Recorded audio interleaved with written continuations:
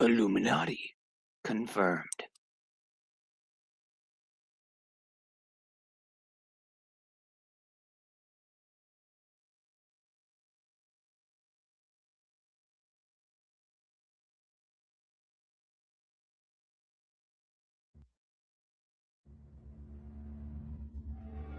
Prominent men meeting in secret who directed the course of civilization are recorded in the writings of all people.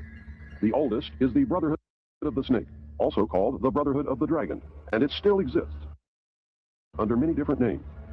The Brotherhood of the Snake is devoted to guarding the secrets of the ages and to the recognition of Lucifer as the one and only true God.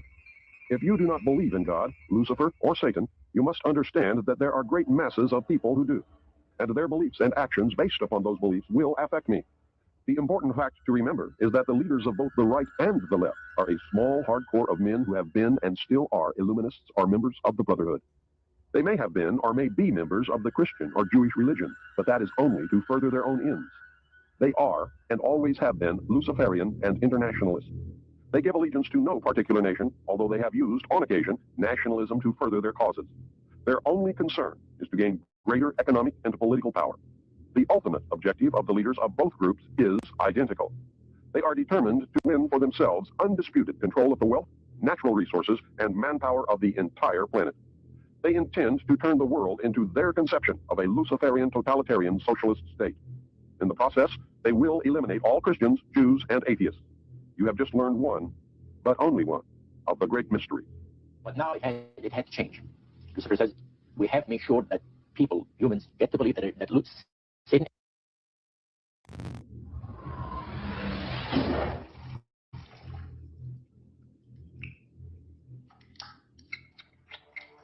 That's what they're trying to do. They're trying to disconnect us from multidimensional infinity so that we don't see the world from that perspective and therefore see through the illusion and see through the nonsense and see through the lies. And then once they've disconnected people, they then program this lower level of our consciousness with a reality that suits them. And therefore, the only information that they have to get a fix on how they see life themselves and reality in general is through the eyes and the ears. And who controls that? The Illuminati control that. They're trying to disconnect us from multidimensional infinities. And then once they've disconnected people, they then program this lower level of our consciousness with a reality that suits them. If there's a reality out there pertaining to any alien influence, we need to sort out the government misinformation and disinformation and mind manipulation techniques that they're using. I know for a fact that the plan is to make all of us feel totally helpless. That what's happening is beyond our realm to affect because we've been taken over by aliens. That our Independence Day is dawning. So beware of that. Understand that those criminals have been keeping information and technology from us under the blanket of national security. They are 25 years ahead of us at least. They're way ahead. So when they say, it's aliens, and they show us some incredible technology, don't fall into the trap of feeling totally helpless, that this is beyond our realm to affect. Superstition begins where knowledge leaves off. And they have been keeping knowledge from us for a long time. People have all kinds of belief systems, and I'm sure each and every one of you has various and different belief systems as well.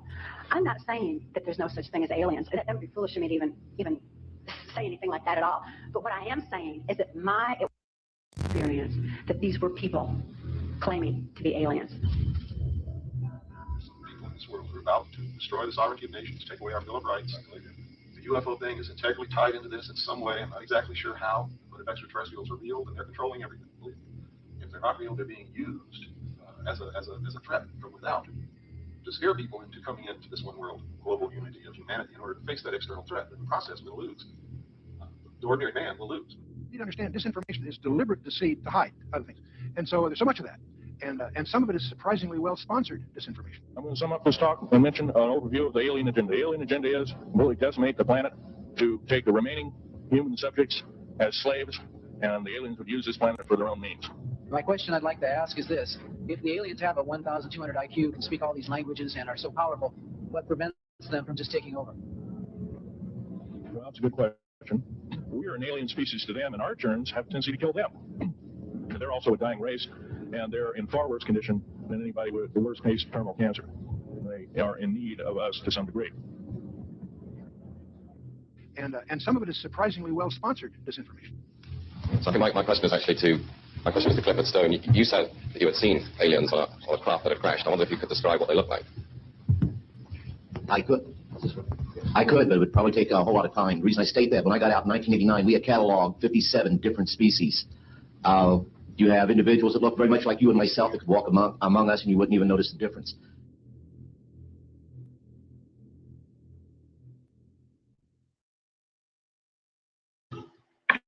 You'd be wise not to, Mrs. Malibu.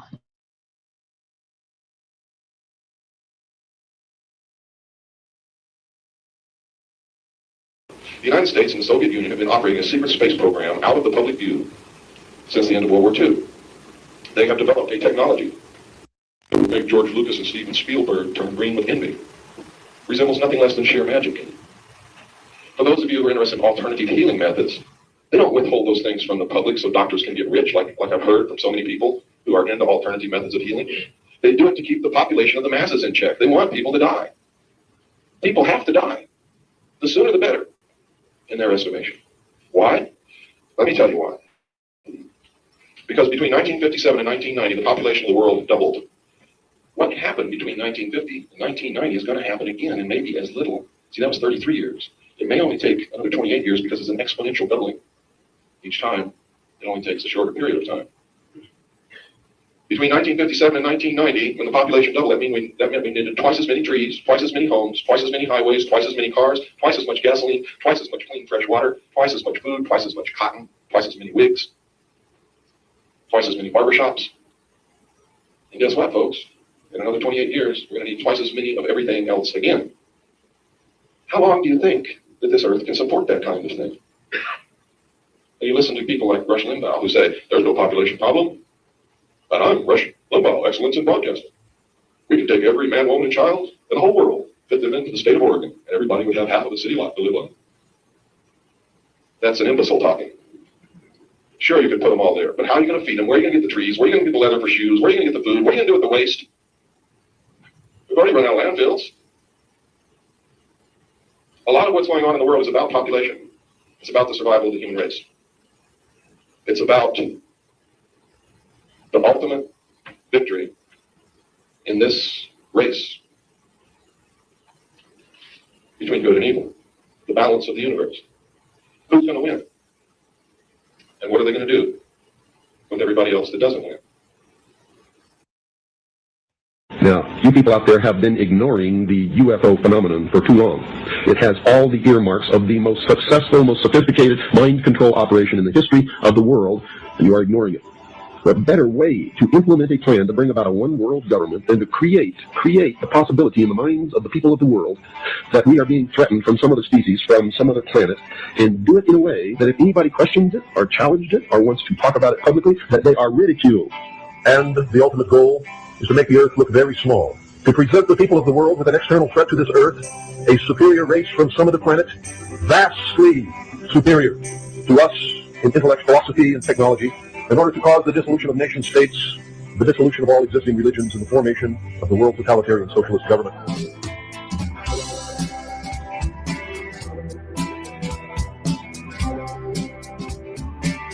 This is being promulgated in many ways, by television commercials, in the movies, in the newspapers, by creating incidents either real or imagined.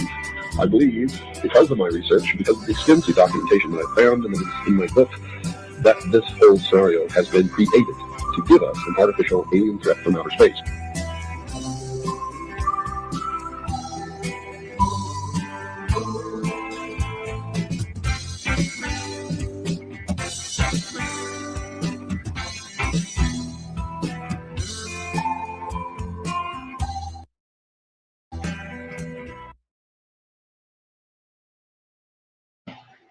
Listen to everyone, read everything, believe nothing unless you can prove it in your own research.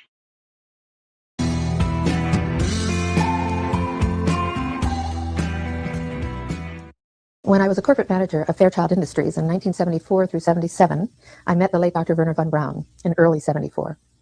At that time, von Braun was dying of cancer, but he assured me that he would live a few more years in order to tell me about the game that was being played, that game being the effort to weaponize space, to control the Earth from space and space itself.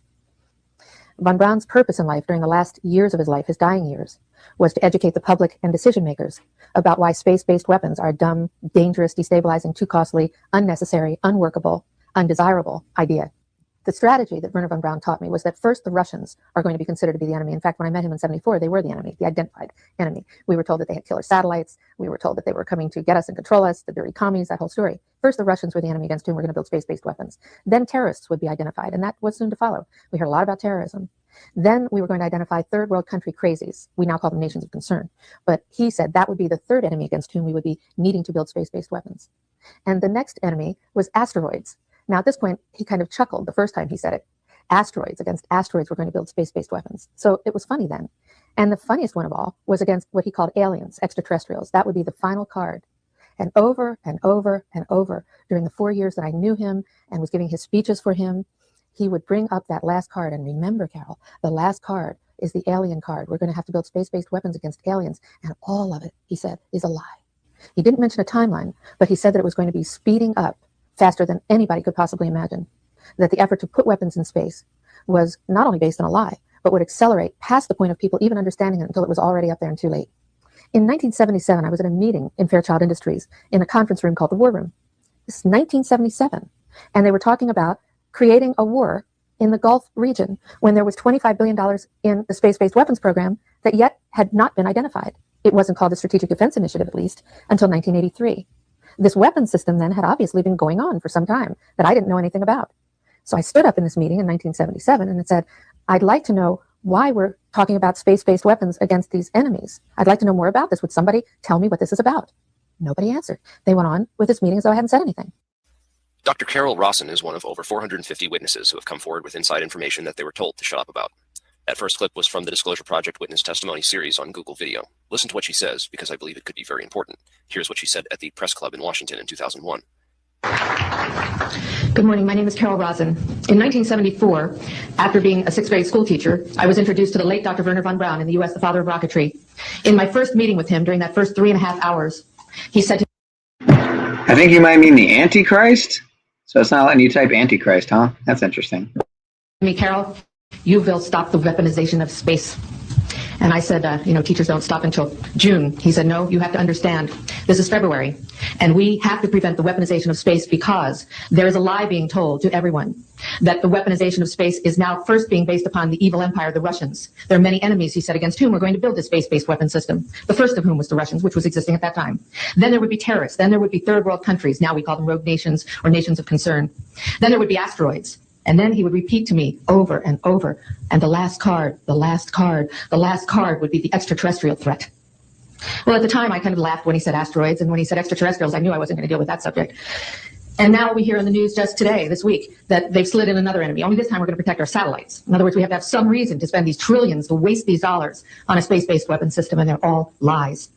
This is a system, he told me, that would never protect anyone. Even back then, he talked about suitcase bombs. He talked about chemical, viral, bacterial, biological warfare, that these space-based weapons would never protect us against. And then he told me that, in fact, if you travel around the world, which I did after he died in 1977, I met with people in over 100 countries who were friends. They didn't want to build space-based weapons. I became a space and missile defense consultant. And I worked with people around the world. I became an advisor to the People's Republic of China. They don't want to build a space-based weapon system. And he told me back then that they didn't. He said, go to Russia. They're considered to be the enemy. I got on a plane by myself. When I got to Russia, I had a list of people that I had read out of the newspaper. Chernenko was in office then. He was the only one I didn't get a chance to meet. They introduced me to everyone when I got there. And when I got back, I said, oh, my Lord, this man is telling the truth. There is no threat. And I've been waiting until this day for 27 years. And I'm expecting the spin to happen because he also explained to me that as a military strategist, as a person who worked on the MX missile, which I did later, he said, you will find that there's going to be a spin to find some enemy against whom we have to build space-based weapons. And now we should expect a spin because he said part of the formula for the intelligence community is if they might have a weapon, then we have to consider that they do have these weapons. So now they do have these weapons. So now we have to build these weapon systems. And that's the formula, except that it's all based on a lie. And we have witnesses here today that have shown you that these extraterrestrial beings, that these craft that have come here are now not UFOs, they're identified flying objects. And we know that they have beings in them. And we have witnesses here who have told you that they can shut down our missile silos. They can stop a rocket going into space that's a test. We have witnesses here who have worked in the classified departments who have the courage to come forward here to support what Wernher von Braun told me back in 1974 to 77. And I will testify before the Congress that when I founded the Institute for Security and Cooperation in Outer Space, which I shut down a few years ago because I didn't believe we had a chance with this huge, integrated around the world, complex weapon system, that we had any chance at all of transforming that war industry into a space industry that could provide benefits, like Dr. Greer has said, of global warming. We can end that situation of that problem. We can end the energy crisis. We can build now non-polluting technologies. Werner von Braun used to tell me that we could have cars back then that drove around off the ground. He described this to me on beams so that we have no pollution on this planet. And we can solve the problems of the people that are urgent and potential and the other animals and the other cultures on Earth and in space. And we can end the arms race without dislocating the industry jobs, without disrupting the economy, by transforming, Werner von Braun told me, the war industry into a global cooperative space industry that will provide, he said, finally, more jobs and profits on this planet than during any hot or cold wartime, more products and services that can be applied directly to solving the problems of this planet. And we can have a whole planet now that lives in peace on Earth, with all the cultures on Earth and with all the extraterrestrial cultures in space. And these are words that Werner von Braun told me in 1974, and I will testify before the Congress under oath about everything I have said and more. Thank you. Thank you very much. Note the part about first it will be the Russians, then it will be the terrorists, then it will be the final card will be the faked alien invasion. This is what she said back in 2001, before 9/11 happened. And those of you who have been keeping up with 9/11 and the truth movement, and she said the Russians. Thank you very much. Note the part about first it will be the Russians, then it will be the terrorists, then it will be the final card will be the faked alien invasion. This is what she said back in 2001, before 9/11 happened. And those of you who have been keeping up with 9/11 and the truth movement information that has come out about the attacks know that the so-called war on terror is a complete lie, and we were never after Osama bin Laden, and that's all being exposed now, just like the fake WMDs were exposed in Iraq. Most people are too propagandized that they are unwilling to believe this and won't even look into the evidence. The rest don't care because they don't think it concerns them or because they feel powerless to do anything about it, and I tend to agree with them. The criminals who caused 9/11, who had the connections to all the inside security at the World Trade Centers and the cooperation of the intelligence community in the White House, will never be prosecuted for their crimes. They got away inside security at the World Trade Centers and the cooperation of the intelligence community in the White House will never be prosecuted for their crimes. They got away with it. And even if by some miracle we did open up a congressional investigation, prosecute those responsible for 9/11 and put them all in prison, it would be like putting a Band-Aid on a cancer. 9/11 was only a symptom, and we need to treat the disease. Because once the war on terror fails to give the government a reason to funnel billions of taxpayer dollars to corporate interests, they will simply find another excuse. Here we have insiders warning us that aliens will be used as the next excuse. This is why I have been warning people about the 2012 stuff, and to be very skeptical about it if and when first contact happens. Don't believe it right away. I know you want to. The people in charge are using all this money to build an Orwellian-style police state. This is the type of future that they feel most comfortable with, because they have always been in power, and now that they are beginning to lose their power, they are very, very scared. They don't want the kind of future that you and I want. They want everything to stay the same or go back to the way it was, and that's not going to happen. The world is changing very quickly, and it's all up to us what kind of world it will change into. Here's a few interesting organizations that are doing various things to accelerate the future and progress. Nassim Harriman also has a YouTube channel now, so you might want to check that out. But the real change and the real future progress is going to come from you. So please do your part by helping to spread this information. Because the first battlefield in this war exists in the hearts and the minds of the people. Ladies and gentlemen, tonight you've been listening to part one of a three-part series entitled The Illuminati. Produced.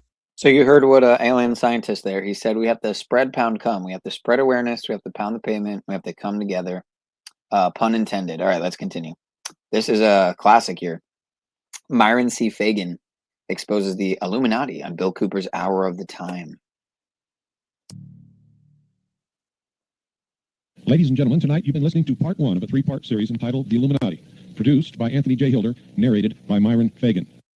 Now, in order to give you a very clear picture of this satanic plot, I will go back to its beginning, clear back in the middle of the 18th century, and name the men who put that plot into action, and then bring you down to the present, today's status of that plot. However, the vitally important thing for all Americans, all you mothers of the boys who died in Korea and are now dying in Vietnam, to know is that our so-called leaders in Washington, whom we elected to safeguard our nation and our Constitution, are the betrayers, and that behind them are a comparatively small group of men whose sole objective is to enslave the whole world of humanity in their satanic plot of one world government. Now, as a matter of further intelligence, a term used by the FBI, let me clarify the meaning of the expression, he is a liberal. The enemy, meaning the one-word conspirators, have seized upon that word liberal as a cover-up for their activities. It sounds so innocent and so humanitarian to be liberal. Well, make sure that the person who calls himself a liberal or is described as a liberal is not in truth a red. Now then, this satanic plot was launched back in the 1760s when it first came into existence under the name of the Illuminati. This Illuminati was organized by one Adam Weishaupt, born a Jew, who was converted to Catholicism and became a Catholic priest, and then, at the behest of the then newly organized House of Rothschild, defected and organized the Illuminati. Naturally, the Rothschilds financed that operation. And every war since then, beginning with the French Revolution, has been promoted by the Illuminati, operating under various names and guises. I say under various names and guises because after the Illuminati was exposed and became too notorious, Weishaupt and his co-conspirators began to operate under various other names. In the United States, immediately after World War I, they set up what they called the Council on Foreign Relations, commonly referred to as the CFR. And this CFR is actually the Illuminati in the United States. And its hierarchy, the masterminds in control of the CFR, to a very great extent, are the descendants of the original Illuminati conspirators.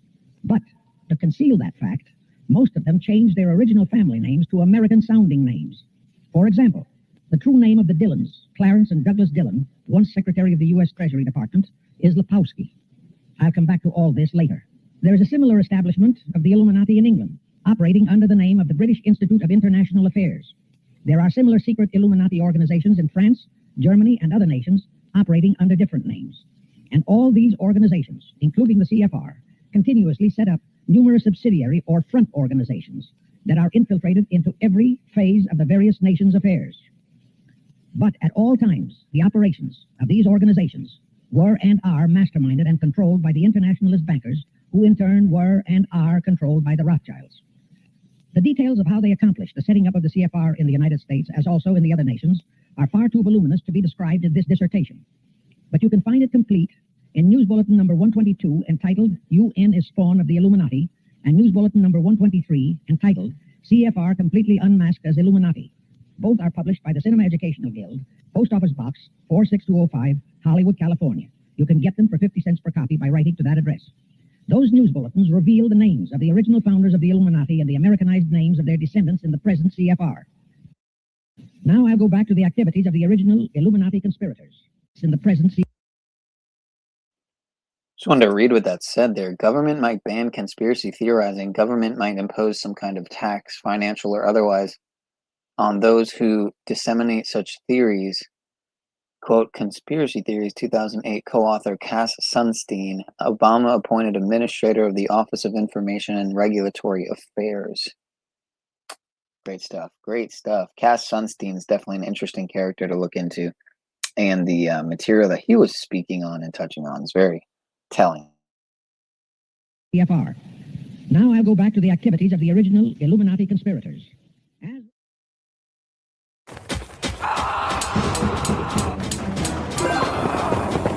Wow, what do you think of that one, guys? Unbelievable. Unbelievable. Shout out to Jared Boosters on this next one. Yeah, Oprah Winfrey's in the Council on Foreign Relations, I'm sure. Resets can involve floods, fires, all kinds of chemical warfare, kind of like what is happening now. So, you know what, before we get to this video, where is it at now? I had a video pulled up, but it is just a classic, and it's appropriate for the stream, I would definitely say, because of the words spoken and the character, the man behind the song. As far as I know, I always figured he wrote it, but R.I.P. to him.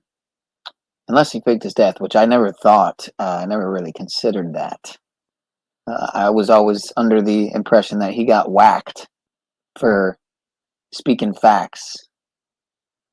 But as a matter of fact, I don't even know if I can find this chat. I'm looking through all my videos right now, and once again, I was trying to find this the other day too, and it just, why is it not showing up, man? What is this? All right, you know what? I had it pulled up too, and then I guess I exited it out because I had to share my screen. All right, you know what? We'll just play the video, and I'll try to find it in the meantime. I should have said usually there's floods involved. Oh, I already read that. Okay. Jared Booster, shout out to you, sir. Howdy, y'all. Welcome back. Thank you for being here. You may see much mention of the Illuminati today, seeing as May 1st, 2026 marks the 250th anniversary of the birth of that order. However, what most people will not and have not done yet is try to reveal the accepted history of this secret society, using our past discussions on numerous related topics to help better paint the picture of the anomalies within this accepted narrative. and prepare yourselves, as there are dozens of them. I will attempt to highlight the most outstanding and obscure of those details for you in a substantial discussion, facilitating what I hope is a chance for you to gain insight into this alleged group of men that might still be orchestrating the chaos from the shadows. However, before we get into some more modern theories, I thought we should first try to understand the accepted history, taking it for what it is, and knowing that everything should be interpreted with a grain of salt. That being said, there's a lot of interesting, if not incriminating tidbits tucked away in this narrative, which alludes to the creation of the Illuminati, possibly tying back to much earlier esoteric circles that had created power vacuums in Europe and beyond. The Illuminati, often referred to today by modern historians as the Bavarian Illuminati, was founded by Adam Weishaupt on May 1st, 1776.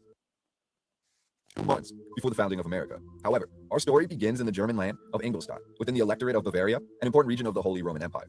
The University of Ingolstadt, founded by Louis the Rich, was in need of a new professor of law when they hired Johann George Weishaupt in the year 1746. It was here, at the university, that George's son, Johann Adam Weishaupt, more commonly referred to as just Adam Weishaupt, was born.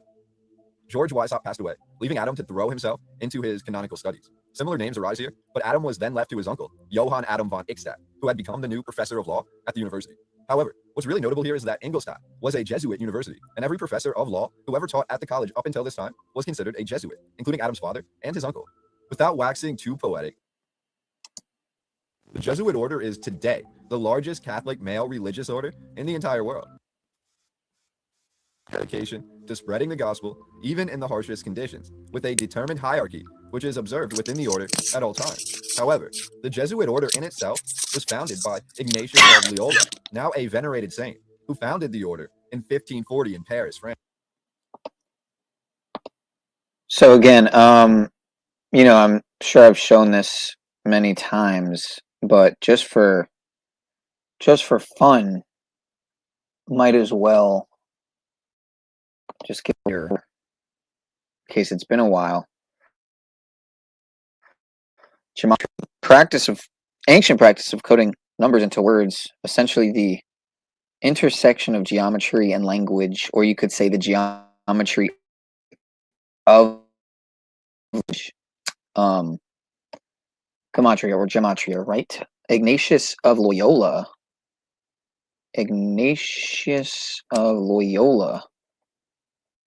equals 201, right? That big Jesuit number 201. Ignatius of Loyola is supposedly the founder of the Jesuit order, right? Jesuit order 201. And you know, it was just the open Pope Francis was the first openly Jesuit pope.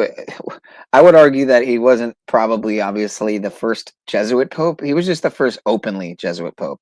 So the story goes. But anyway, Pope Francis, his real name is Jorge Mario Bergoglio, right?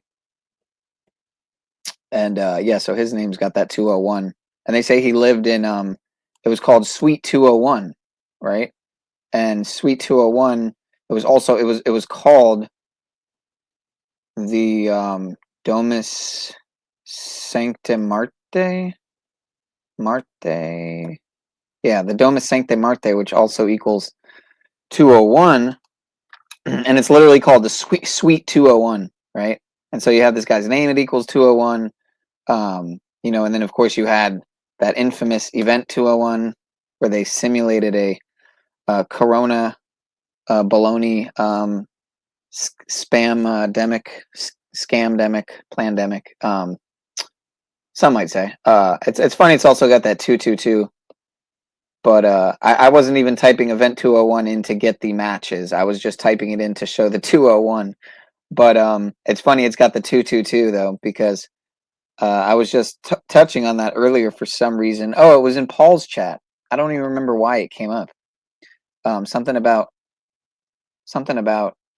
I don't remember why I even typed it, but the 222 is funny on another subject though, because their infamous motto, you know, order out of chaos equals 222. Ironically enough, that's the big 222 you'll find. And of course, World Economic Forum also equals 222, right? But anyway, we're not doing the 222. We're doing the 201, because they were talking about in the video Ignatius of Loyola, founder of the Jesuit order, Well, there was also the movie Angels and Demons, and that was 2 hours and 1 minute long. The movie from the Da Vinci Code series with Tom Hanks. You know, it goes Da Vinci Code, Angels and Demons, and then Inferno. Oh, sorry. It wasn't Angels and Demons. That was it. It was Inferno. Inferno was 2 hours and 1 minute long. Oh, and go figure. Look at that. It's 36, which is 6 times 6. Or 36 is also the square root of 666. Or the prime. Wait, 666 is the 36th triangular number. Is maybe what I meant to say. I think that's right. 666 is the 36th triangular number. But anyway, so 201's a biggie. But Mr. Ignatius of Loyola, Mr. Isis Horus Set, Jesus Hominum Salvator. Well, Jesus Hominum Salvator. Hold on a second. Am I getting my things mixed up here? Ignatius of Loyola. Wait a minute. Jesus Hominum Salvator. If I'm spelling that right. I think I'm spelling that right? Anyway. We'll get back to this. What is this now? Who are you talking about? I'm sorry, I messed up. Oh, we want a link. Okay, a link. I didn't. My bad. I'm behind. So are Jesuits the Jays also? Well, I call them the Jew suits, right? The Jew suits. Jezzies, Jezzies, or I mean, Jew suits, like that. But as we have this guy on the screen, this lovely guy with the giant heart, maybe the aliens will bring the new V for the next pandemic. I hope they have boosties. I love my boosties. You know what I started watching a couple weeks ago was the first episode of the show V. It's called V. It's about like a alien, quote unquote alien visitation, so to speak. It's pretty. It was pretty trippy. Oh, my neighbor's here. All right, I'll drop the link. I bet the aliens are besties with Sky Daddy. Nice. All right, let's continue this for a second here. I'm going to drop the link. Observed within the order at all times. However, the Jesuit order in itself was founded by Ignatius of Loyola, now a venerated saint, who founded the order in 1540 in Paris, France. Ignatius was of Basque origin, speaking the ancient Basque language. Furthermore, Ignatius was considered a nobleman from the clan of Loyola, whose castle was destroyed by orders of the King of Castile before Ignatius and his family were exiled. More interestingly, would be that eventually Ignatius became a soldier and a page under the crown of Castile, serving as the right hand. Really? We're doing that?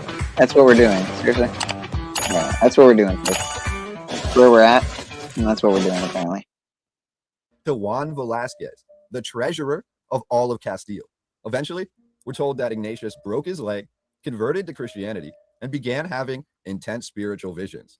By 1539, he took his beliefs and formed the Society of Jesus, or the Jesuit order, which was then approved by Pope Paul III. Initially, the Jesuit order was much akin to a military branch of the Holy Roman Empire, serving much like crusaders. However, you know what I also wanted to point out is how ironic it is, right? That Illuminati Day is right at the point that the Gregorian calendar year is exactly 33.3% through, right? Because we're officially 1/3 through the year, 33.3% on Illuminati Day. Go figure, right? By the end of the 16th century, their focus shifted more to the academic and financial world.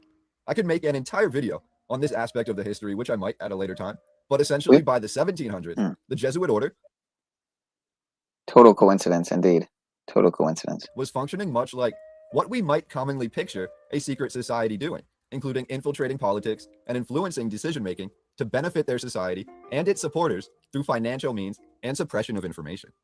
In France, in particular, this went against the rising tide of free thought that was growing among both high society and the working class, and as monarchies attempted to save face, they shifted blame to the Jesuits. The Pope, acknowledging the importance of the order, but looking to also consolidate power, ruled the Jesuits as fait accompli in July of 1773, essentially claiming the order had completed the task that they were created for, and thus no longer do exist and would be dissolved. It was around this time that members of these societies and guilds began to meet in secret, plotting a more substantial revolution that would topple the papacy, framed under the auspices of a societal shift away from the feudal system and Go forth and set the world on fire. That's their motto, folks. Get it? and the double-headed acted. While the Jesuit order was forcibly ended in the Portuguese Empire, France, Italy, Malta, the Spanish Empire, Austria, and Hungary, multiple leading members fled to other parts of the world, forming branches of the order that would go on to become even more powerful, including in China, Prussia, and most revealing, in the United States and Russia, where the order became so prevalent it was backed by the United States government and Catherine the Great of Russia, respectively. While all this was happening, Ingolstadt remained the leading Jesuit university in Europe, even after the society was abolished, and the Jesuits retained firm control of the college, much to the Pope's apparent chagrin. This all changed in 1772, when we're told Adam Weishaupt joined the Enlightenment movement that was sweeping across Europe, converted to Protestantism, and refused to give up his position as professor of law at Ingolstadt. When the Jesuits who bankrolled the university began to cut his funding in an attempt to remove him from the college, we are told that he created the Illuminati in secret in response to being ostracized. Initially nameless, we're also told the purpose of the Illuminati was to completely remove Jesuit practices from the new Enlightenment education that was arising throughout Europe, ostensibly separating church and education. However, many modern researchers believe that not only was Adam still a Jesuit order member, but evidence seems to suggest the Illuminati was actually founded as a way for that This is order big, folks. to still remain relevant This is big. even after being outlawed. And the Illuminati was a sort of transitional name for what the order became. Illuminati. All of the secrets Confirmed. of the Jesuit order being illuminated, for lack of a better term. And the Illuminati then, in Maybe. theory, was a way to try to put the genie back in the bottle, so to speak. Highlighting some examples here that better illustrate this. For one, Adam Weishaupt first joined Freemasonry, but according to the narrative, thought it was too expensive to achieve his goals. Second, the Illuminati was founded as a copycat of Freemasonry. This is according to Adam, and it seems the two orders go hand in hand. Third, the Illuminati was actually founded under the name the Covenant of Perfectibility or the Covenant of Perfectionists, and was also known as the Order of Bees. Before All right, you know what? Just for fun, just out of curiosity, I'm going to look that one up really quick. Third, the Illuminati was actually founded under the name the Covenant of Perfectibility or the Covenant of Perfectionists. And Okay. The Covenant of Perfectibility. Let's check that one out really quick.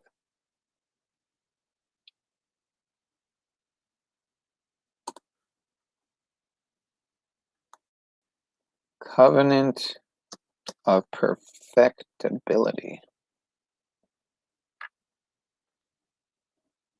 Oh, whoops. It's got that 113. The deception code. Interesting. Interesting. The Covenant. And then what was the other one? Covenant of Perfectionism? Wait, let me see. Hold on. Covenant of Perfectibility or the Covenant of Perfectionists. Is that singular, not plural? Of perfectionist? Or perfectionists? Well, if it's Covenant of Perfectionists, that also has the 113. So a clear seeming code trying to point to the deceptive nature. Because in the Covenant of Perfectibility, you have the 113, and the Covenant of Perfectionists, which is supposedly an alias for the same group, is got the 113. And so, yeah, you might be asking, what about the 113, 311, whatever? Dishonest, 113, not honest, 113, right? Not true, 113. So there's just this ongoing theme with the 113s of things of the deceptive nature, you know? I think this equals, let me see, FF, the flag that is, false. Oh, no, wait, that's 33, my fault. It might have the 113 also in the extended ciphers, let me see. Unless I'm getting my stuff mixed up. But of course it's got the 33, but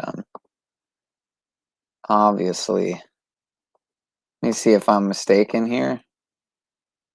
Okay, I stand corrected. No, it doesn't have the 113 or the 311, but it does have the 33, of course. Of course. We don't need to get into the 33, you know, secrecy, order, all those kind of words being 33, of course.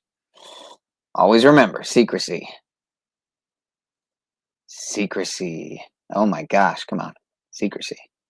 33. And 666, of course. It's perfect, right? Like Jack Taka would say, we need to end secrets, brothers and sisters. Look at these. 1, 2, 33, 3 times, and a 666. Secrecy is a hell of a word, man. Got quite the vibe to it.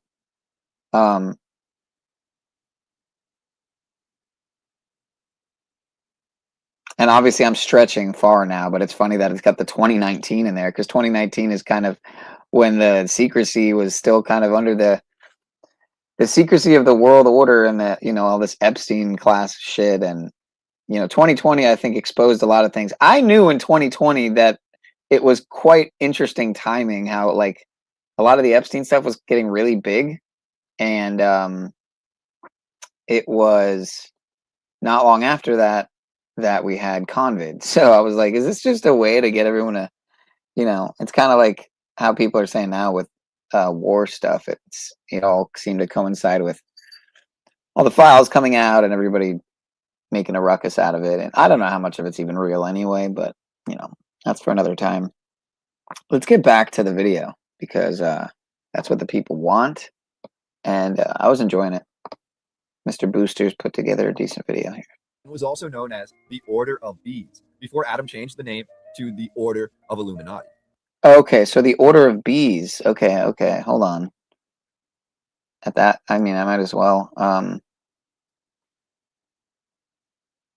Wait. The Order of Bees.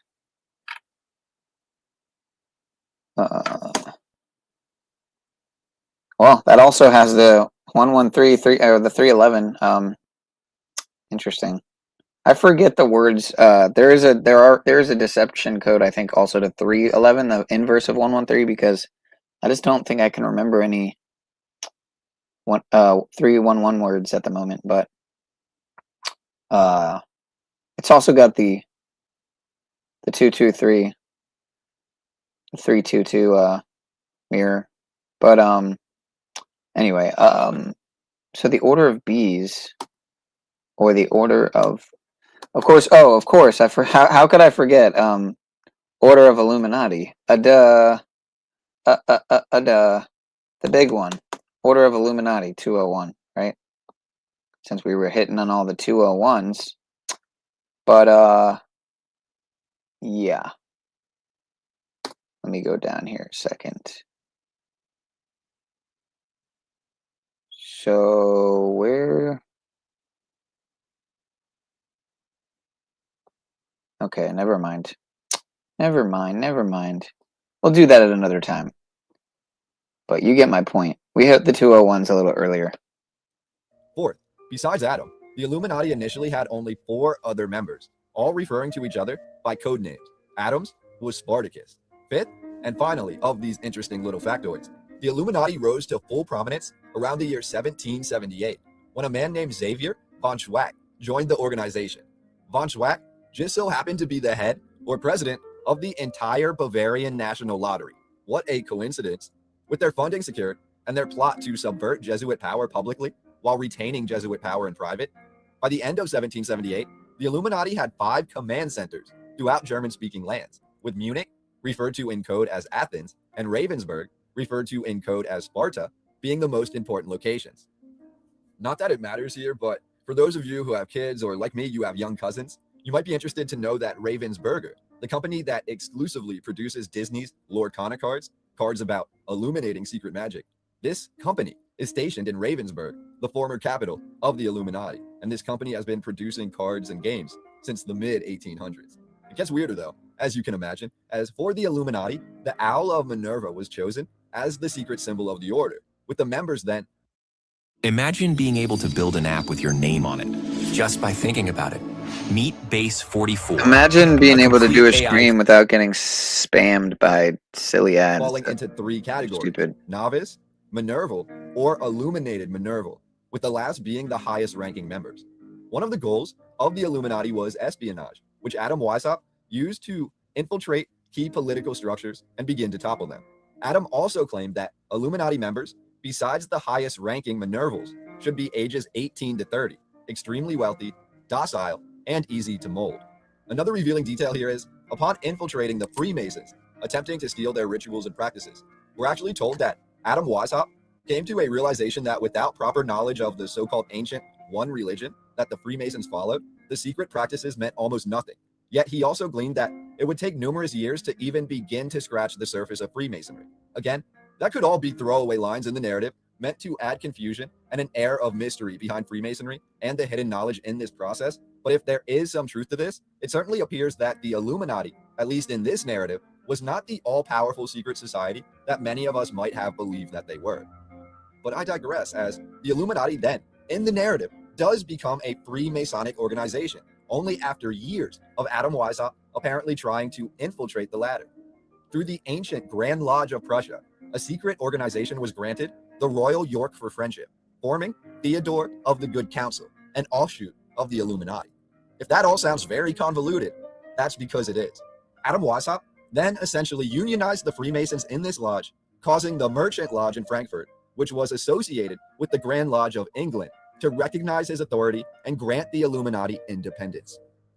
Once it was independent from, yet backed by Freemasonry, the Illuminati then recruited a man whose name I literally couldn't pronounce in this video, or else the video would get a red card, so to speak. But I'll leave the spelling and the pronunciation of the name here, and I will refer to him as Koenig. As upon Pretty sure it a was deeper dive Niggy. into his last name, it actually has a very similar, if not the same meaning, as the last name Koenig, meaning a king, ruler, or dominant landowner. However, what's even wilder here, and again, keep in mind that all of this is current narrative, but weigh the concept that behind the scenes or unwritten in the narrative is the theory that some sort of unified society, a unified culture, maybe even as loosely defined as tied together by similar architecture, but it could go as deep as this culture being seemingly omnipresent before a cataclysm fragmented the society.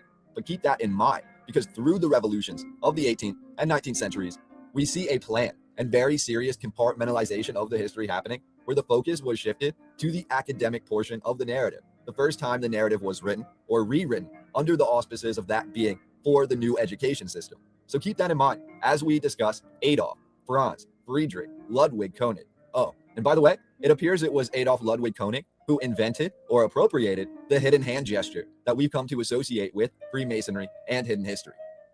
In 1788, after being recruited into the Illuminati, the prominent Freemason Adolf Ludwig Koenig released On Human Relations, the work focusing on human psychology, human character, and cultivating genuine power through consistency. One aspect mentioned is the hidden hand pose or gesture, which is described as one of the most powerful poses in the human psyche that should be reserved for the most intelligent leaders, which was meant to convey control and calm during times of chaos. The Illuminati's motto, order out of chaos.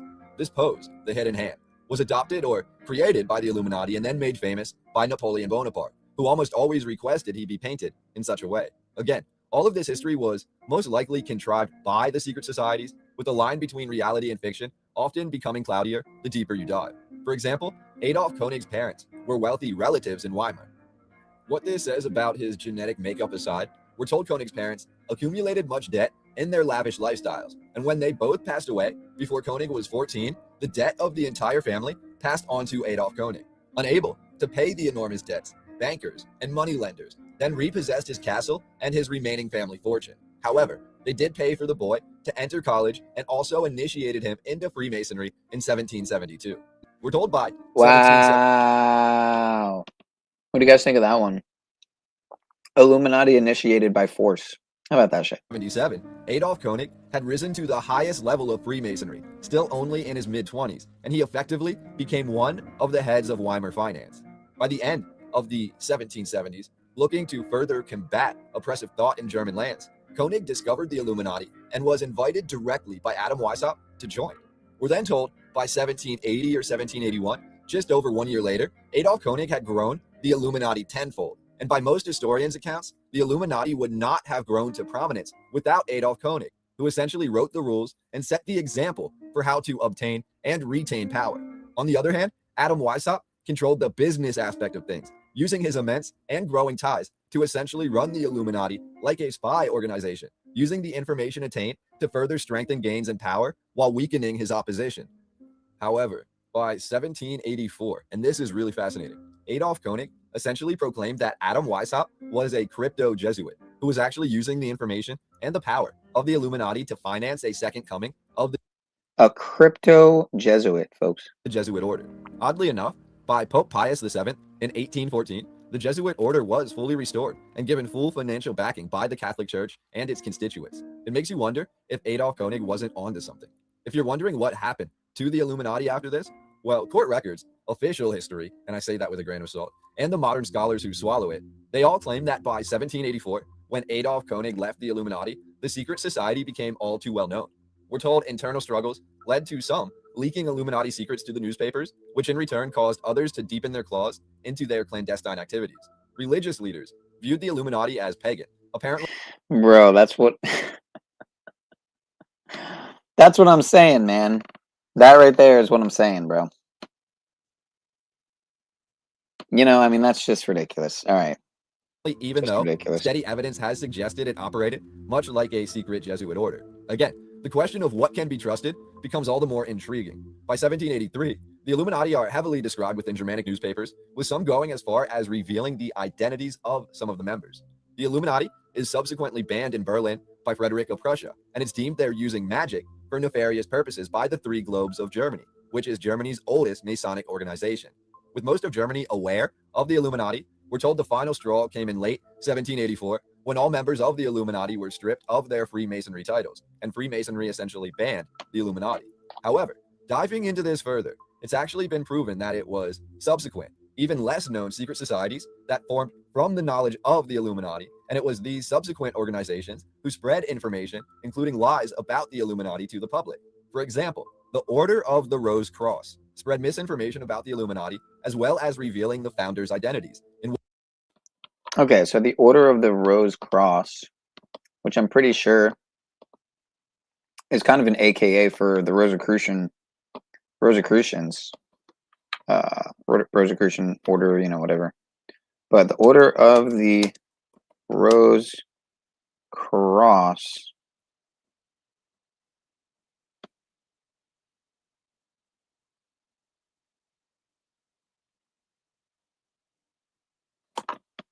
and I think there's also Order of the Rose, like Croix. I think that's how they actually spell it.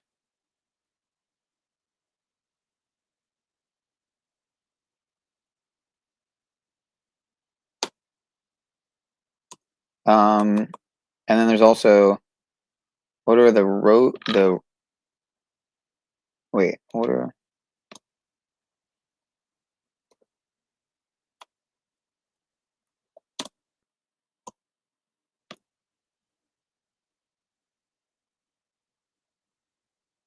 Anyway, I'm not finding anything right off rip, but I was just curious.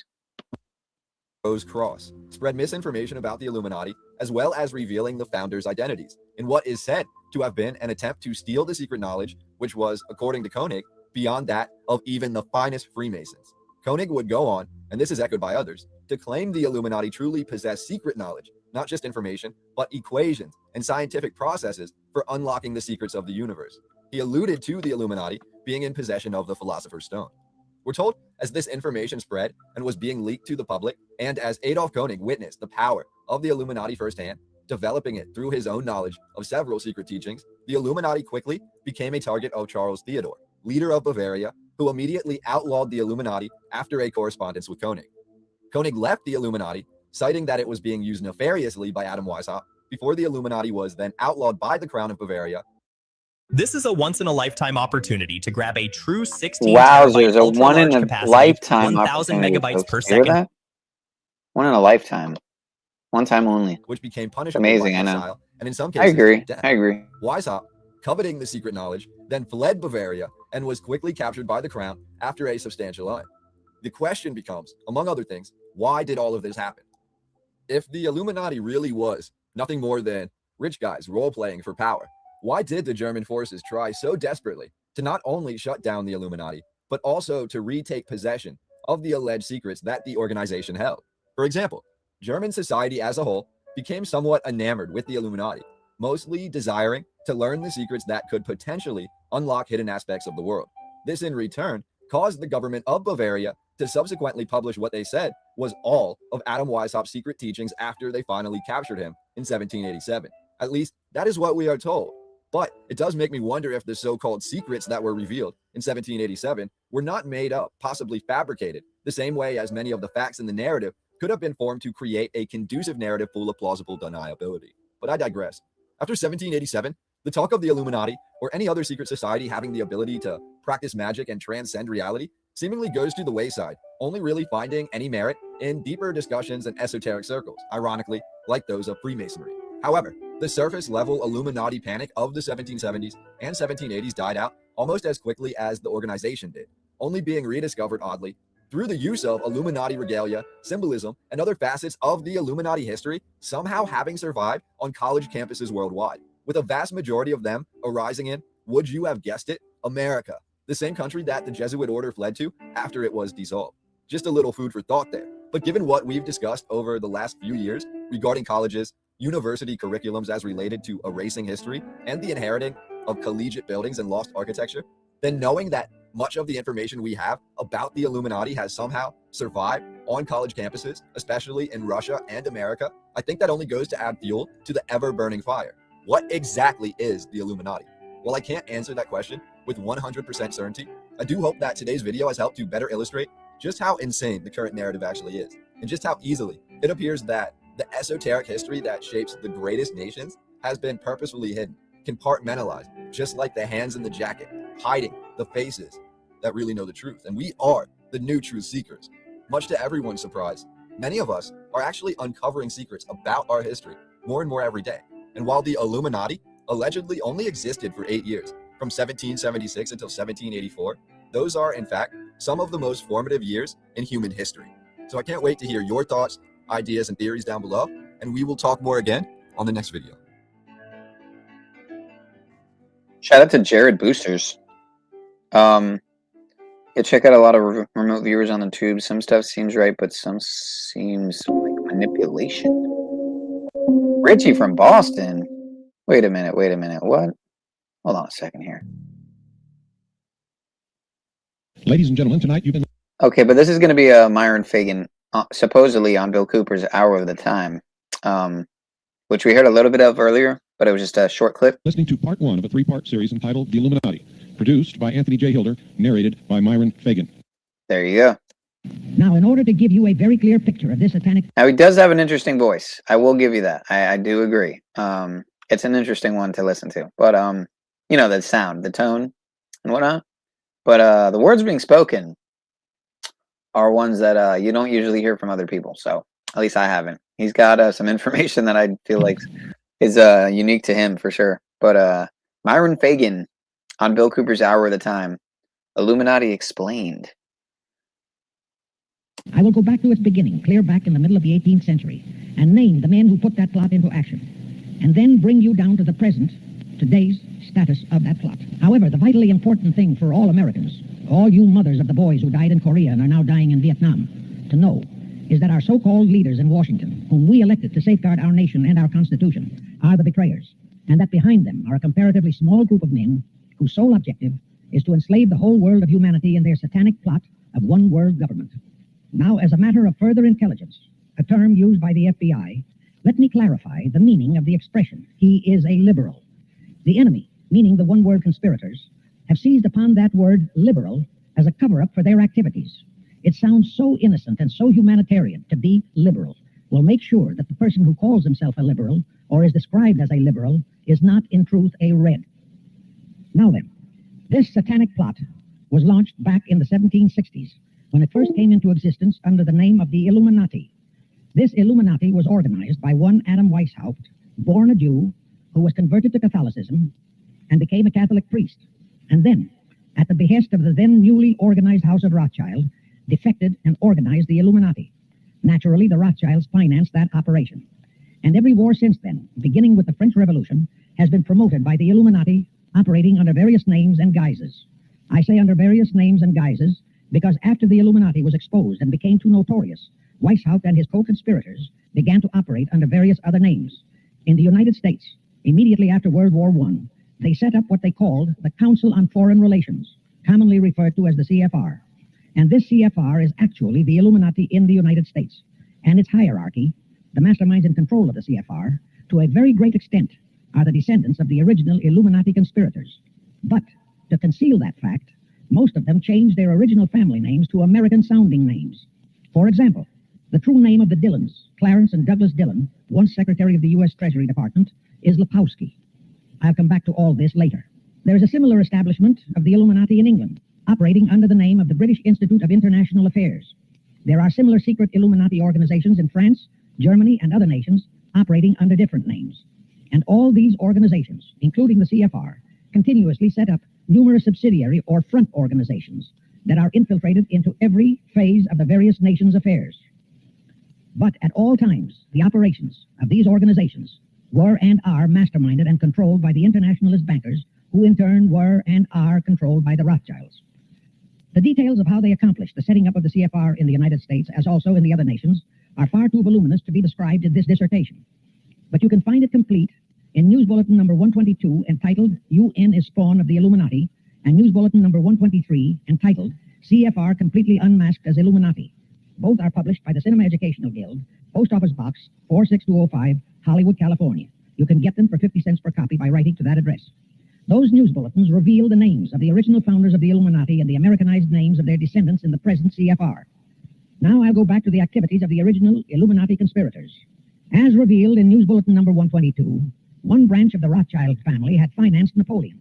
Another branch of the Rothschilds, both branches the real masterminds of the Illuminati, financed Britain, Germany, and the other nations in the Napoleonic Wars. Immediately after the Napoleonic Wars, the Illuminati assumed that all the nations were so destitute and so weary of wars that they'd be glad for any solution.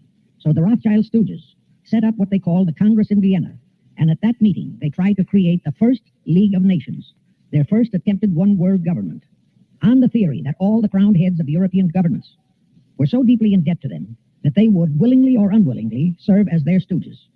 But the Tsar of Russia caught the stench of the plot and completely torpedoed it. The enraged Nathan Rothschild, then the head of that dynasty, vowed that someday he or his descendants would destroy the Tsar and his entire family. And his descendants did accomplish that very threat in 1917. At this point, bear in mind that the Illuminati was not set up to operate on a short-range basis. Normally, a conspirator of any type enters into a conspiracy with the expectation of achieving his objective during his own lifetime. But that was not the case with the Illuminati. True, they hoped to accomplish their objective during their lifetime. But, paraphrasing The Show Must Go On, the Illuminati operates on the very long-range basis. Whether it will take scores of years or even centuries, they have dedicated their descendants to keep the plot boiling until they hope the conspiracy is achieved. Now let's go back to the birth of the Illuminati. Adam Weishaupt was a Jesuit-trained professor of canon law, teaching in Ingolstadt University when he defected from Christianity to embrace the Luciferian conspiracy.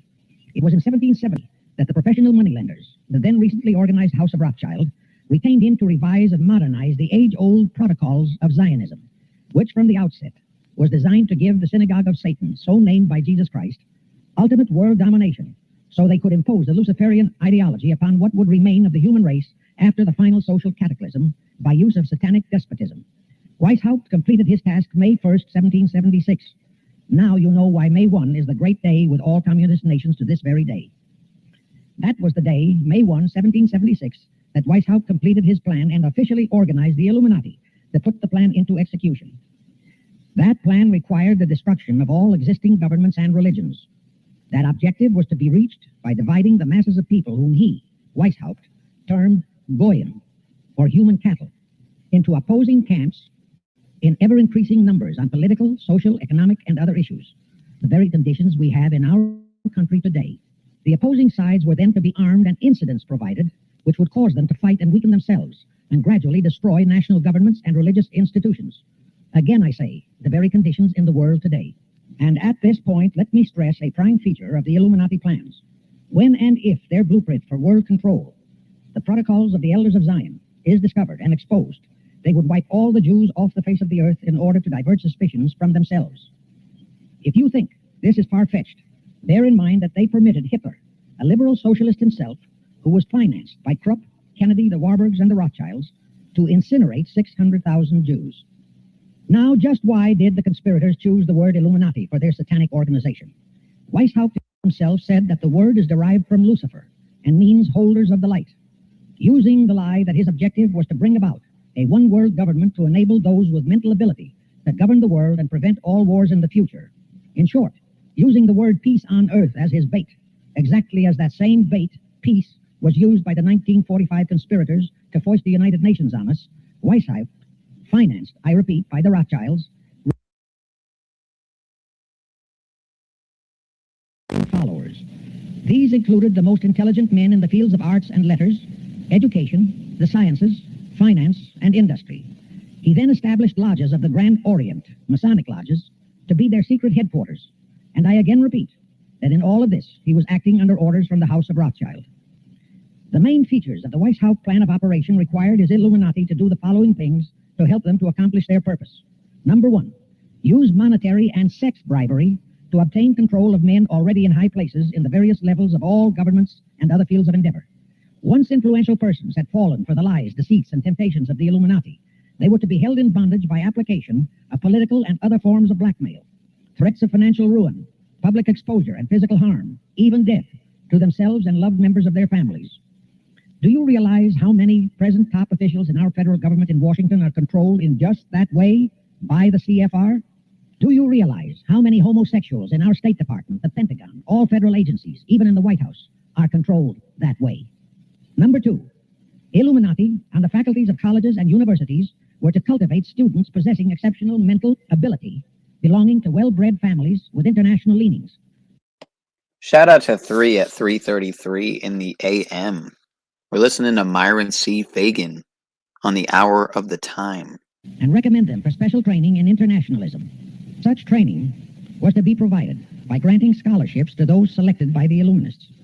That gives you an idea what a Rhodes Scholarship means. It means indoctrination into accepting the idea that only a one-world government can put an end to recurring wars and strife. That's how the United Nations was sold to the American people. One of the most notable Rhodes Scholars we have in our country is Senator William J. Fulbright, sometimes referred to as Half-Bright. His entire voting record spells Illuminati. All such scholars were to be first persuaded and then convinced that men of special talent and brains have the right to rule those less gifted on the ground that the masses don't know what is best for them physically, mentally, and spiritually. In addition to the Rhodes and similar scholarships, today there are 3 special Illuminati schools located in Gordonstown in Scotland, Salem in Germany, and Anavrita in Greece. These 3 are known ones, but there are others that are kept undercover. Prince Philip, the husband of Britain's Queen Elizabeth, was educated at Gordonstown at the instigation of Lord Louis Mountbatten, his uncle, a Rothschild relative, who became Britain's admiral of the fleet after World War II ended.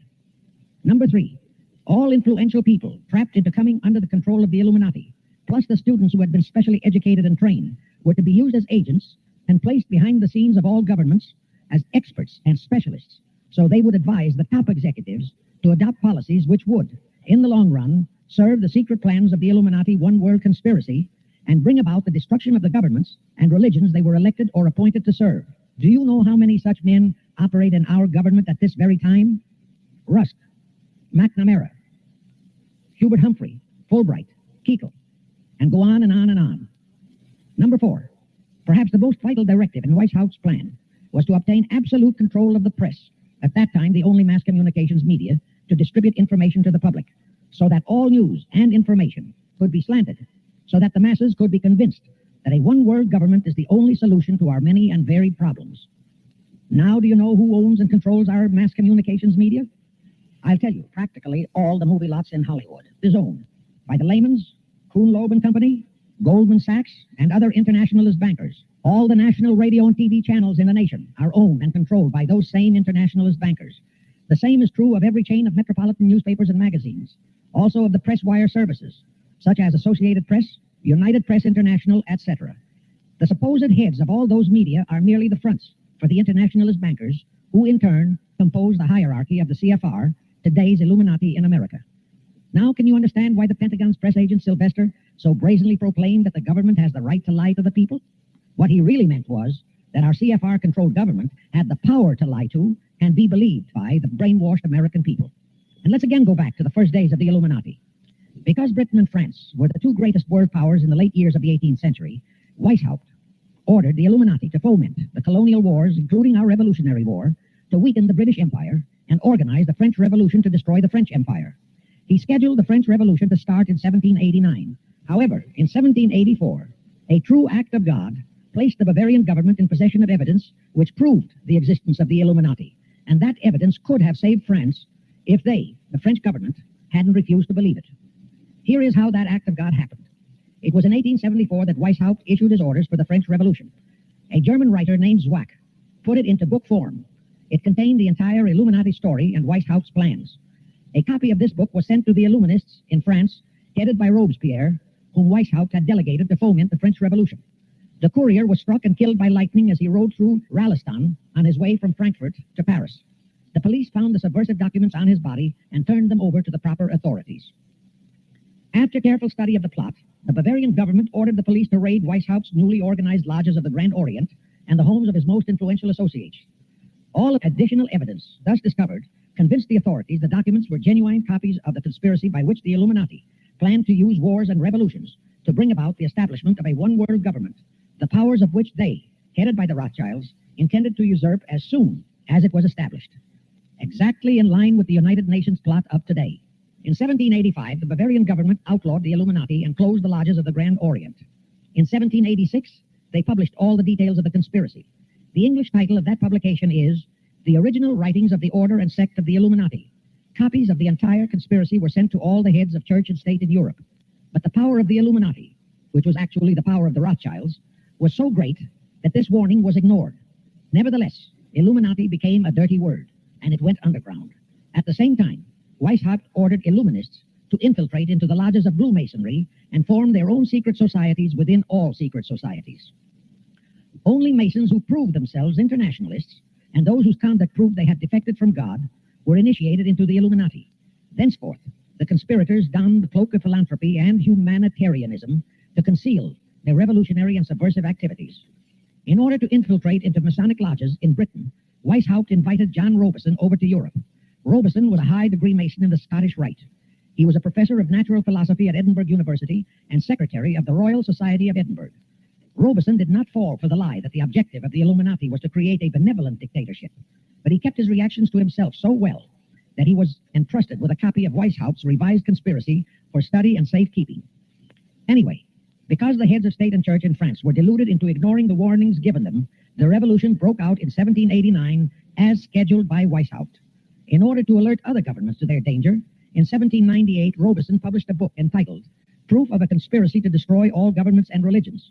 But his warnings were ignored, exactly as our American people have been ignoring all warnings about the United Nations and the Council on Foreign Relations, the CFR. Now, here is something that will stun and very likely outrage many who hear this. But there is documentary proof that our own Thomas Jefferson and Alexander Hamilton became students of Weishaupt's.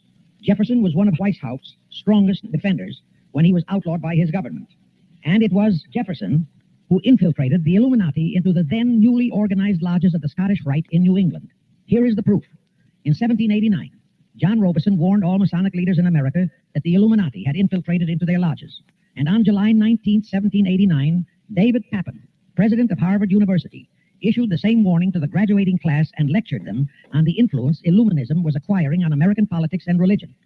And to top it off, John Quincy Adams, who had organized the New England Masonic lodges, issued his warnings. He wrote 3 letters to Colonel William L. Stone, a top Mason, in which he exposed how Jefferson was using Masonic lodges for subversive, Illuministic purposes. Those 3 letters are at this very time in Rittenberg Square Library in Philadelphia. In short, Jefferson, founder of the Democratic Party, was a member of the Illuminati, which at least partly accounts for the condition of the party at this time. and through infiltrations of the Republican Party, we have exactly nothing of loyal Americanism today. That disastrous rebuff at the Congress at Vienna, created by the Tsar of Russia, did not by any means destroy the Illuminati conspiracy. It merely forced them to adopt a new strategy. Realizing that the one-world idea was, for the moment, killed, the Rothschilds decided that to keep the plot alive, they'd have to do it by heightening their control of the money systems of the European nations. Earlier, by a ruse, the outcome of the Battle of Waterloo had been falsified. Rothschild had spread a story that Napoleon had won that battle. That had precipitated a terrific panic on the stock market in England. All stocks had plummeted down to practically zero, and Nathan Rothschild bought all the stocks for virtually a penny on its dollar values. That gave him complete control of the economy of Britain and virtually of all Europe. So immediately after that Congress in Vienna had boomeranged, Rothschild forced Britain to set up a new Bank of England, which he absolutely controlled. Exactly as later, through Jacob Schiff, he engineered our own Federal Reserve Act, which gave the House of Rothschild a secret control of the economy in the United States. But now for a moment, let's dwell on the activities of the Illuminati in the United States. In 1826, one Captain William Morgan decided it was his duty to inform all Masons and the general public what the full truth was regarding the Illuminati, their secret plans and intended objectives. Also reveal the identities of the masterminds of the conspiracy. The Illuminati promptly tried Morgan in absentia and convicted him of treason. They ordered one Richard Howard, an English Illuminist, to carry out their sentence of execution as a traitor. Morgan was warned and he tried to escape to Canada, but Howard caught up with him near the border, near the Niagara Gorge, to be exact, where he murdered him. This was verified in a sworn statement made in New York by one Avery Allen to the effect that he heard Howard render his report of the execution to a meeting of Knights Templars in St. John's Hall, New York. He also told how arrangements had been made to ship Howard back to England. That Allen affidavit is on record in New York City archives. Very few Masons and very few of the general public know that general disapproval over that incident of murder caused approximately half of all the Masons in the northern jurisdiction of the United States to secede. Copies of the minutes of the meeting held to discuss that matter are still in existence in safe hands, and that all that secrecy emphasizes the power of the masterminds of the Illuminati to prevent such terrible events of history from being taught in our schools. In the early 1850s, the Illuminati held a secret meeting in New York, which was addressed by a British Illuminist named Wright. Those in attendance were told that the Illuminati was organizing to unite the nihilist and atheist groups with all other subversive groups into an international to be known as communists. That was when the word communist first came into being, and it was intended to be the supreme weapon and scare word to terrify the whole world and drive the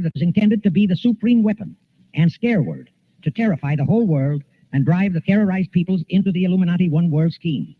This scheme, communism, was to be used to enable the Illuminati to foment future wars and revolutions. Clinton Roosevelt, a direct ancestor of Franklin Roosevelt, Horace Greeley and Charles Dana, foremost newspaper publishers of that time, were appointed to head a committee to raise funds for the new venture. Of course, most of the funds were provided by the Rothschilds. And this fund was used to finance Karl Marx and Engels when they wrote Das Kapital and the Communist Manifesto in Soho, England. And this clearly reveals that communism is not a so-called ideology, but a secret weapon, a bogeyman word to serve the purpose of the Illuminati. Weishaupt died in 1830, but prior to his death, he prepared a revised version of the age-old conspiracy, the Illuminati, which, under various aliases, was to organize, finance, direct, and control all international organizations and groups by working their agents into executive positions at the top. In the United States, we have Woodrow Wilson, Franklin Roosevelt, Jack Kennedy, Johnson, Rusk, McNamara, Fulbright, etc. as prime examples. In addition, while Karl Marx was writing the Communist Manifesto under the direction of one group of Illuminists, Professor Karl Ritter of Frankfurt University was writing the antithesis under direction of another group. The idea was that those who direct the overall conspiracy could use the differences in those two so-called ideologies to enable them to divide larger and larger members of the human race into opposing camps, so that they could be armed and then brainwashed into fighting and destroying each other, and particularly to destroy all political and religious institutions. The work Ritter started was continued after his death and completed by the German so-called philosopher Friedrich Wilhelm Nietzsche, who founded Nietzscheism. This Nietzscheism was later developed into fascism and then into Nazism and was used to foment World Wars I and II. In 1834, the Italian revolutionary leader Giuseppe Mazzini was selected by the Illuminati to direct their revolutionary program throughout the world. He served in that capacity until he died in 1872. But some years before he died, Mazzini had enticed an American general named Albert Pike into the Illuminati. Pike was fascinated by the idea of a one-world government, and ultimately he became the head of this Luciferian conspiracy. Between 1850 They are a print for 3 world wars and various revolutions throughout the world, which he considered would forward the conspiracy to its final stage in the 20th century. Again, I remind that these conspirators were never concerned with immediate success. They always operated on a long-range view. Pike did most of his work in his home in Little Rock, Arkansas. But a few years later, when the Illuminati's lodges of the Grand Orient became suspect and repudiated because of Mazzini's revolutionary activities in Europe, Pike organized what he called the New and Reformed Palladian Rite. He set up 3 supreme councils, one in Charleston, South Carolina, one in Rome, Italy, and the third in Berlin, Germany. He had Mazzini establish 23 subordinate councils in strategic locations throughout the world. These have been the secret headquarters of the world revolutionary movement ever since. Long before Marconi invented radio, the scientists in the Illuminati had found the means for Pike and the heads of his councils to communicate secretly. It was the discovery of that secret that enabled intelligence officers to understand how apparently unrelated incidents, one such as the assassination of an Austrian prince at Sarajevo, took place simultaneously throughout the world, which developed into a war or a revolution. Pike's plan was as simple as it has proved effective. It called for communism, Nazism, political Zionism, and other international movements be organized and used to foment 3 global world wars and at least 2 major revolutions.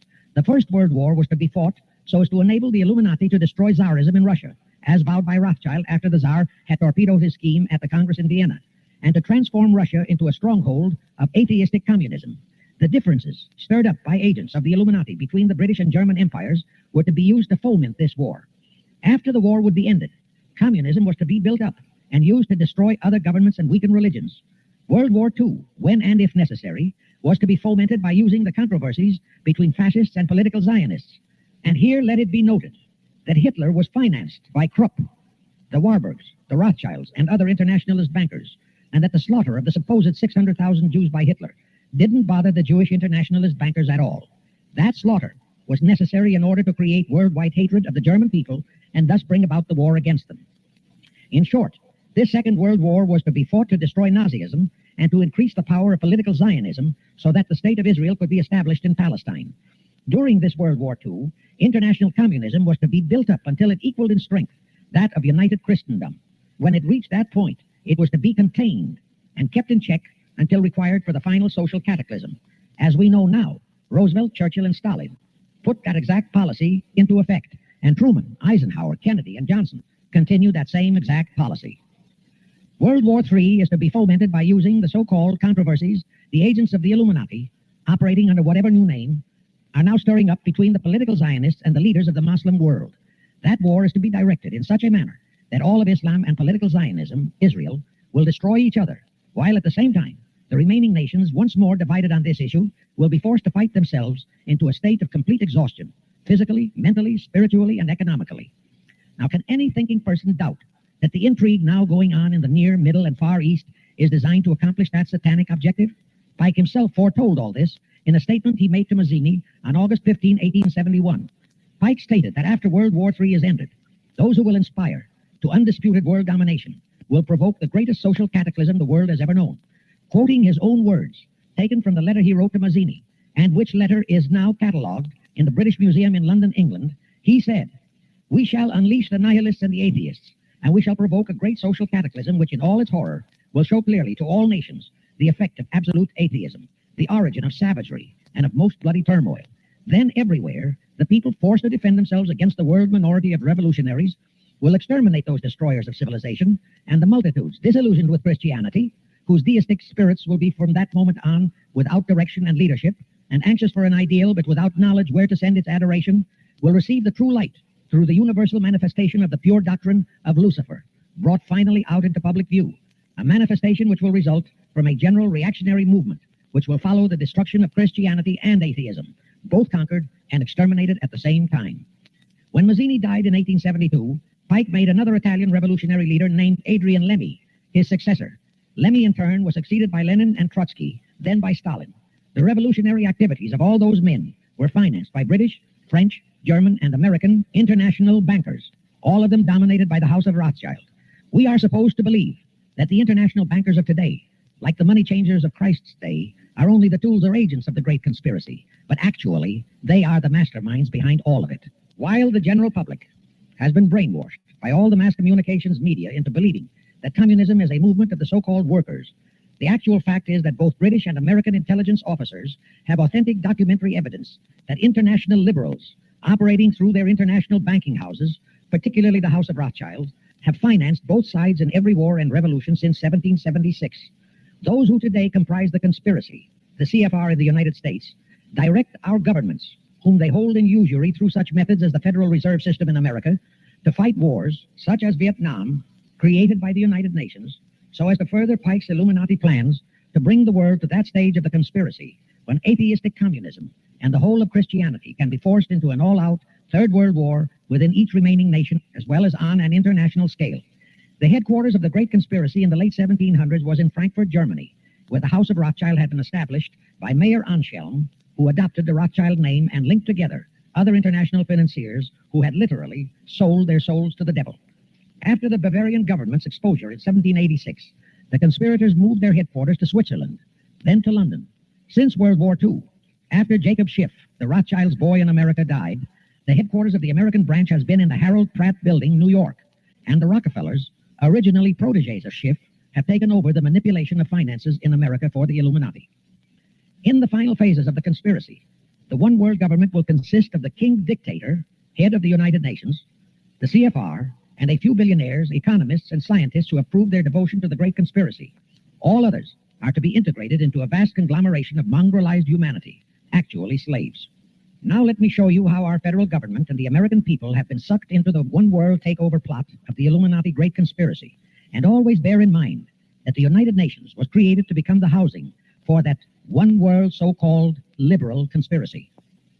The real foundations of the plot for the takeover of the United States were laid during the period of our Civil War. Not that Weishaupt and the earlier masterminds had ever overlooked the New World. As I have previously indicated, Weishaupt had his agents planted over here as far back as the Revolutionary War. But George Washington was more than a match for them. It was during the Civil War that the conspirators launched their first concrete efforts. We know that Judah Benjamin, chief advisor of Jefferson Davis, was a Rothschild agent. We also know that there were Rothschild agents planted in Abraham Lincoln's cabinet. Him into a financial dealing with the House of Rothschild. Old age saw through the scheme and bluntly rejected it, thereby incurring the undying enmity of the Rothschilds, exactly as the Russian Tsar did when he torpedoed their first League of Nations at the Congress in Vienna. Investigation of the assassination of Lincoln revealed that the assassin, Booth, was a member of a secret conspiratorial group. Because there were a number of highly important government officials involved, the name of the group was never revealed, and it became a mystery, exactly as the assassination of Jack Kennedy still is a mystery. But I am sure it will not for long remain a mystery. Anyway, the ending of the Civil War destroyed, temporarily, all chances of the House of Rothschild to get a clutch on our money system, such as they had acquired in Britain and other nations in Europe. I say temporarily because the Rothschilds and the masterminds of the conspiracy never quit. So they had to start from scratch. But they lost no time in getting started. Shortly after the Civil War, a young immigrant who called himself Jacob H. Schiff arrived in New York. Jacob was a young man with a mission for the House of Rothschild. Jacob was the son of a rabbi, born in one of Rothschild's houses in Frankfurt, Germany. I won't go deeply into his background.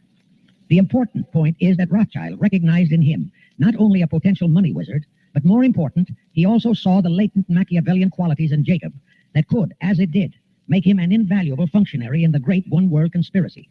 After a comparatively brief training period in the Rothschilds' London Bank, Jacob left for America with instructions to buy into a banking house, which was to be the springboard to acquire control of the money system of the United States. Actually, Jacob came here to carry out 4 specific assignments. Number 1, and most important, was to acquire control of America's money system. Number 2, find desirable men who, for a price, would be willing to serve as stooges for the great conspiracy and promote them into high places in our federal government, our Congress, in the U.S. Supreme Court, and all federal agencies. Number 3, create minority group strife throughout the nations, particularly between whites and blacks. Number 4, create a movement to destroy religion in the United States, but Christianity to be the chief target. Because after the Illuminati was exposed and became too notorious, Weishaupt and his co-conspirators began to operate under various other names. You were both in Skull and Bones, the secret society. It's so secret we can't talk about it. What does that mean for America? The conspiracy theorists are going to go off. Sure they are. I don't know. I haven't seen the website. Number 322?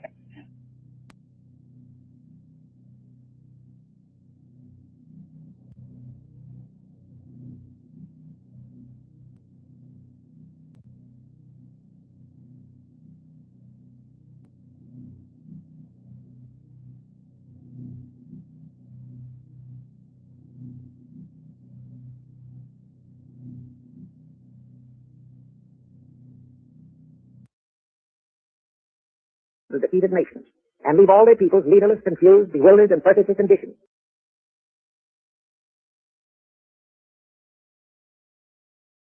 They are a secret network of international pirates who identify with no nation, no national flag, and no established religion.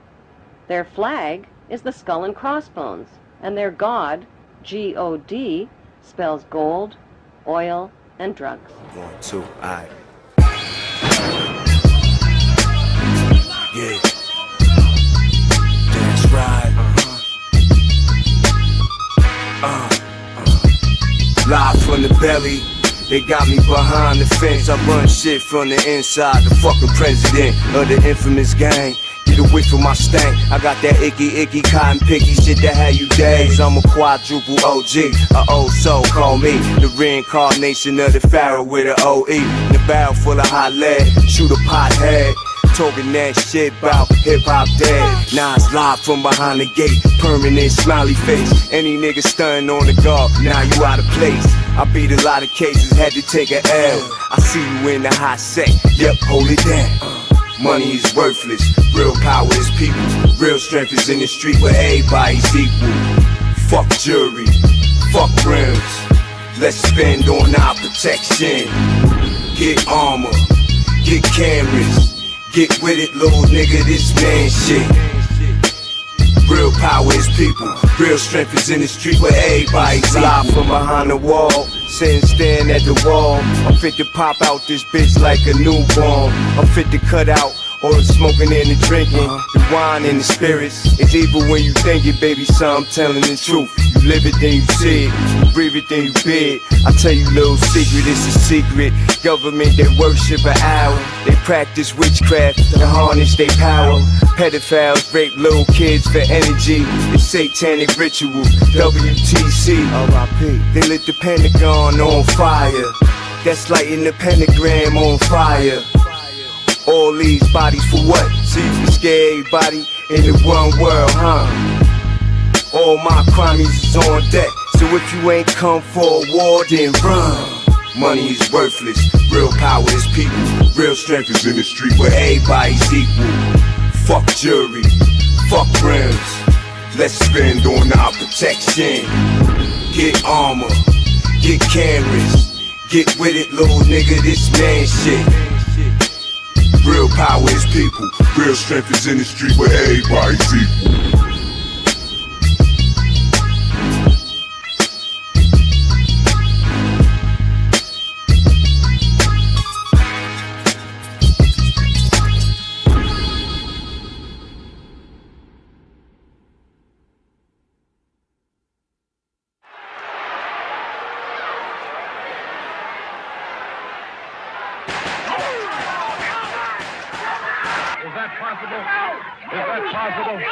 Is it possible, ladies and gentlemen?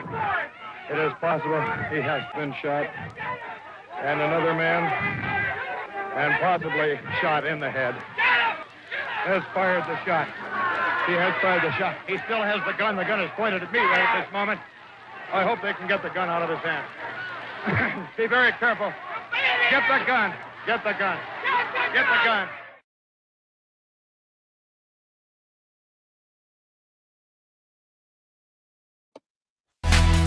Alright, y'all, I'm out of here. It's final hour. As always, I love y'all. I'll see y'all